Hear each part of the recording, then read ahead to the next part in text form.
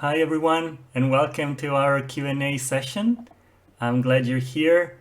Um, Today I have some questions that were submitted, but before we start, I just want to make sure that people who want to get in are able to get in. It's not always so easy with Facebook to figure out how to do that, but I hope you're able to, and I hope you can see and hear me well.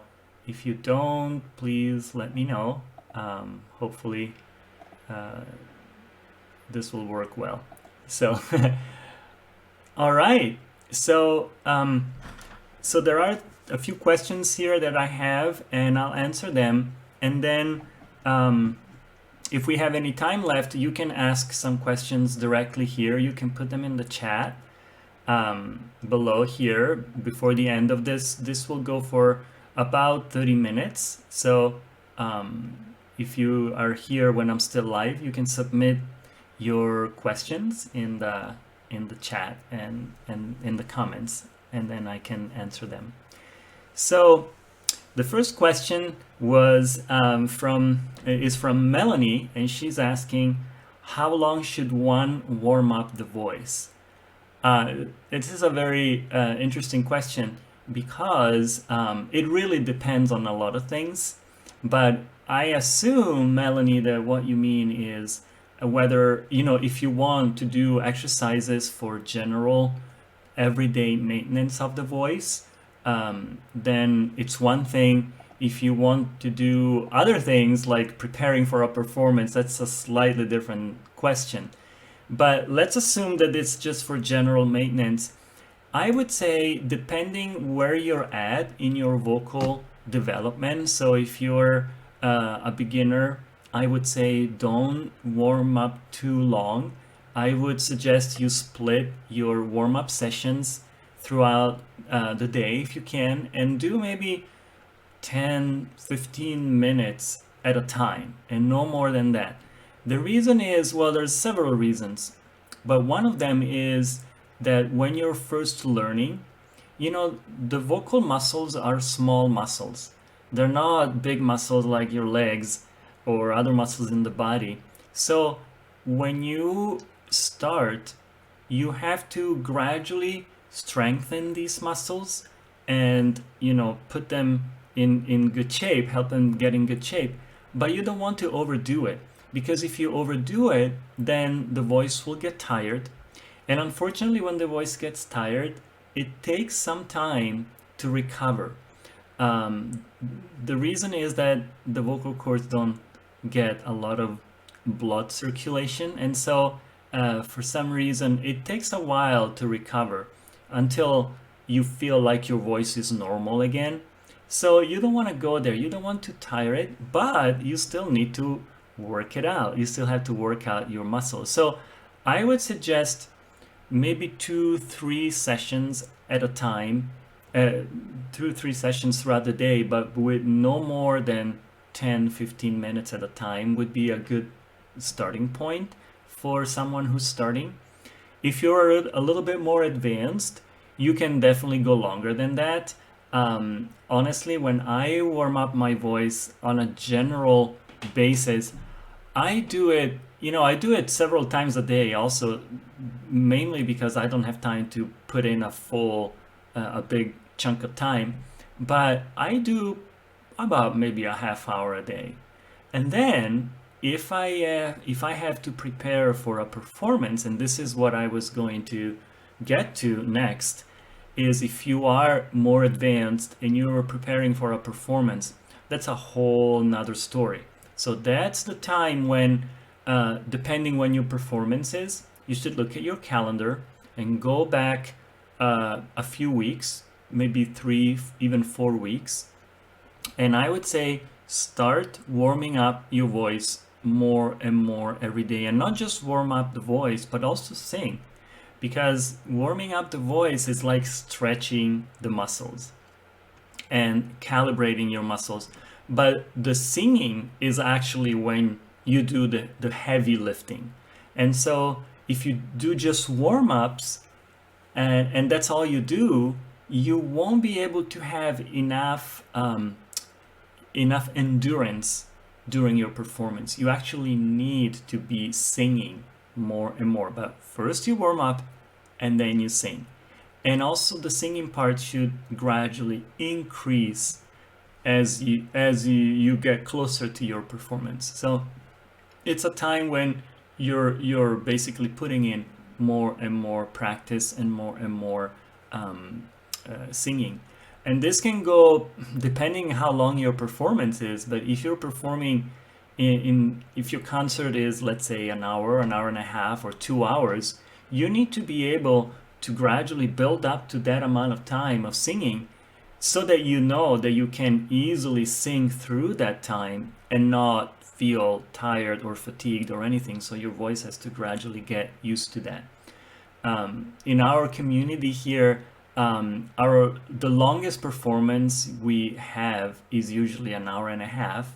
This is when we perform what we call oratorio. It's a piece of music that is about the life of Christ. This is what I usually sing. It's devotional music, and that's an hour and a half, and it's got choir songs as well as many solos, and I sing a lot of them. So that's the time for me when I have to build up the most to a performance, and I start about 3-4 weeks ahead of time, and I build up to it.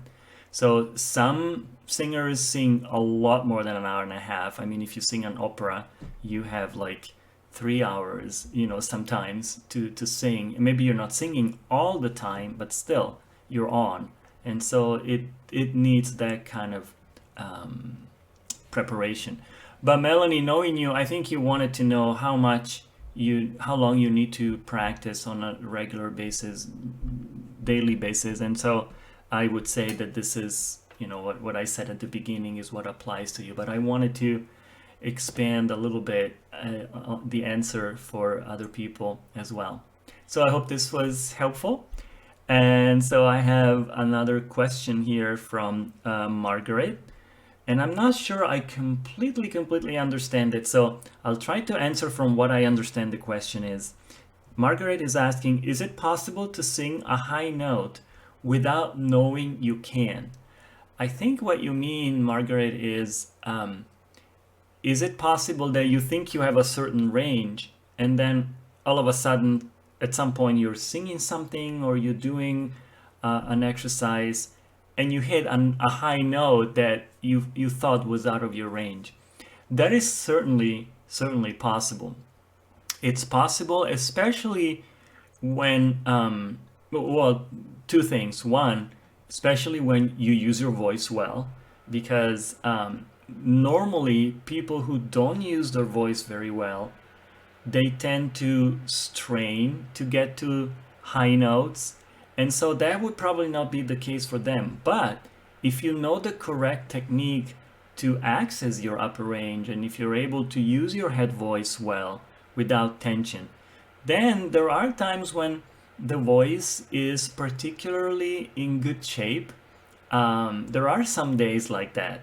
I think if you have done any singing, you've probably noticed that there are days when the voice seems to really soar. You just do a few warm-ups and boom, everything is there, and it feels like everything works so well. Conversely, there are days when the voice feels kind of stiff and you have to work extra hard to get it into motion and to get it started. And it's just, part of what it is. The voice is part of our bodies, and so just like some days our legs feel stiff, our voice can do the same.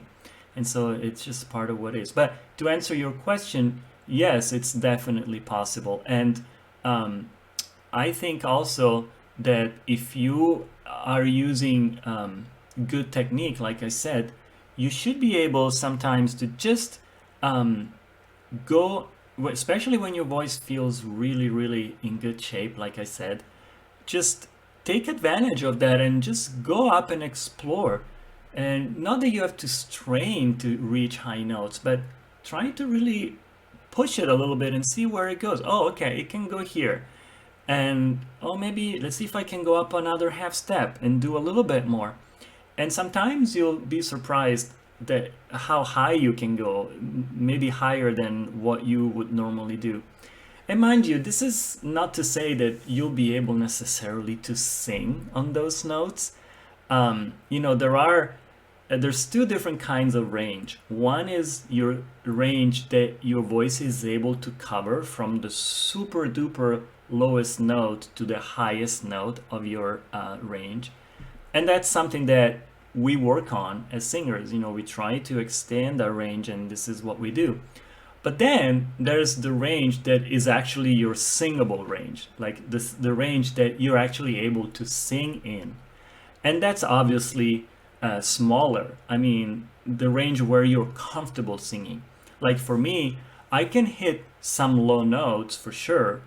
On a good day, I could go down to a low D, but I would never dream to perform a song that goes that low. In fact, I'm even uncomfortable singing on a low A because I'm a tenor, and so I tend to be happy from C up, and sometimes even C is not quite as, you know.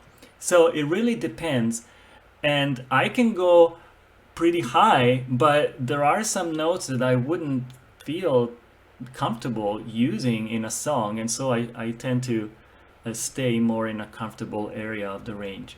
So, but it is definitely possible, and it's kind of fun when it happens. You're doing an exercise or you're singing something, and all of a sudden this high note comes out. It's like, whoa, actually got that. So uh, I think, Margaret, if this happens to you, it certainly means that you are using good technique when you sing, uh, because otherwise you wouldn't be surprised by a high note. It's usually the opposite.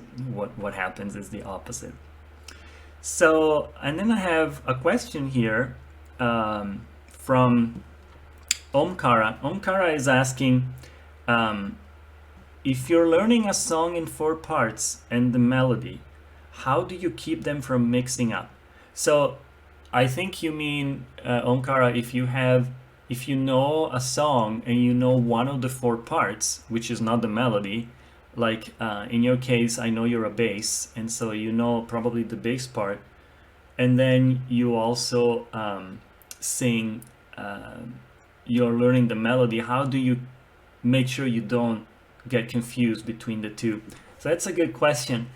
You know, I think each one of us, each singer tends to develop their own strategy to work these things out.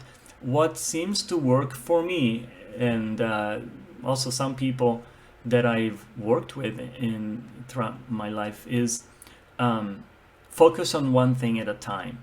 So if I am learning a part, like in my case would be tenor, for your case it would be bass, and that's what you have to sing, just focus on that. And that, as you sing it, if you sing in a choir, for example, and you sing bass, that over time really becomes like your melody. You don't even remember the melody. That's what happens sometimes to me. I try to sing melody on a song that I'm used to singing tenor on, and I'm like, how does the melody really go? Because you don't even remember, you just focused on your part.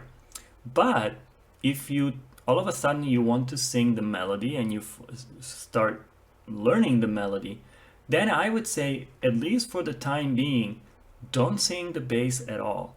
Don't go back to it. Just focus on one thing until that becomes really, really ingrained in you. And otherwise, if you try to do both, it's going to be confusing.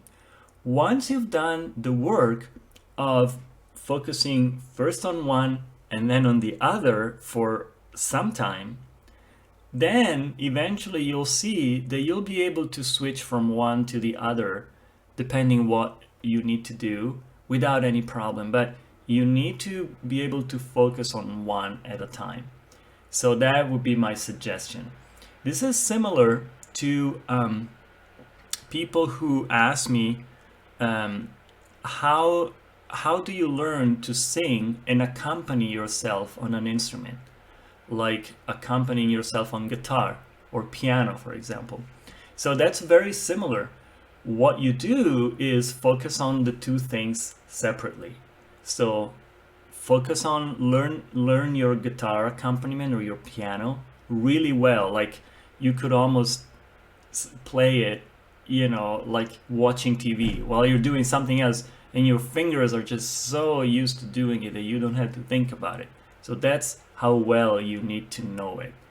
Once you know it well enough that way, then focus on practicing your singing, and then focus on everything. Make sure that every little passage, every little note that sometimes is a little tricky, go over each one of those, and make sure that they're all really, really clear the way you want.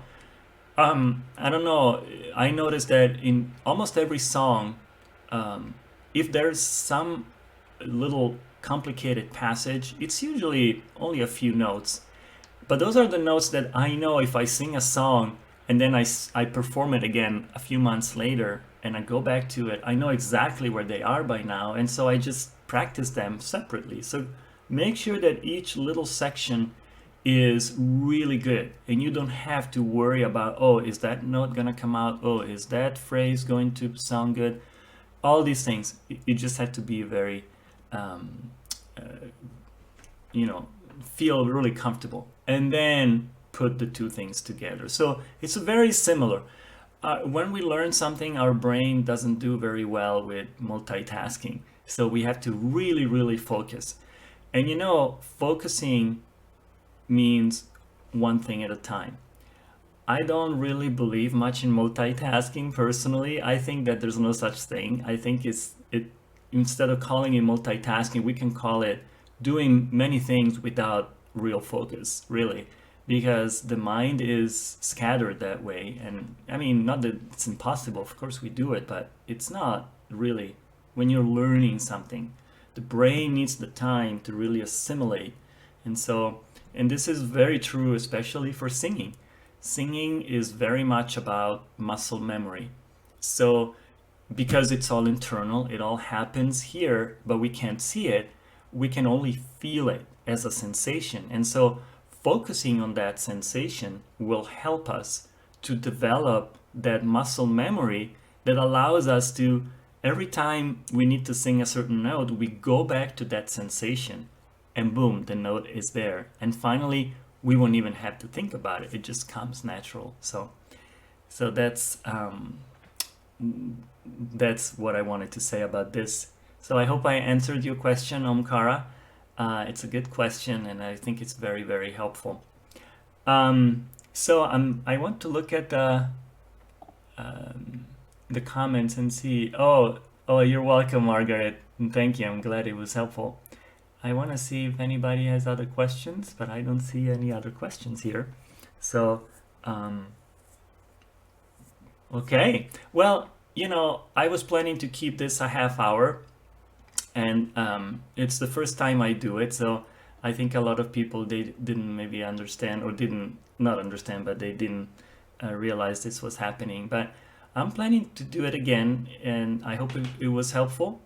If you want, if you have questions and you want me to answer them, you can post them in this video, in the comments of this video. So the next one, when I do it, I will keep track of all your questions. And then the next time I do another one, I will answer those questions, and I will answer them in the order I received them. So I make sure that everyone gets an answer.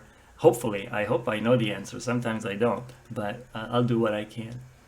So, okay.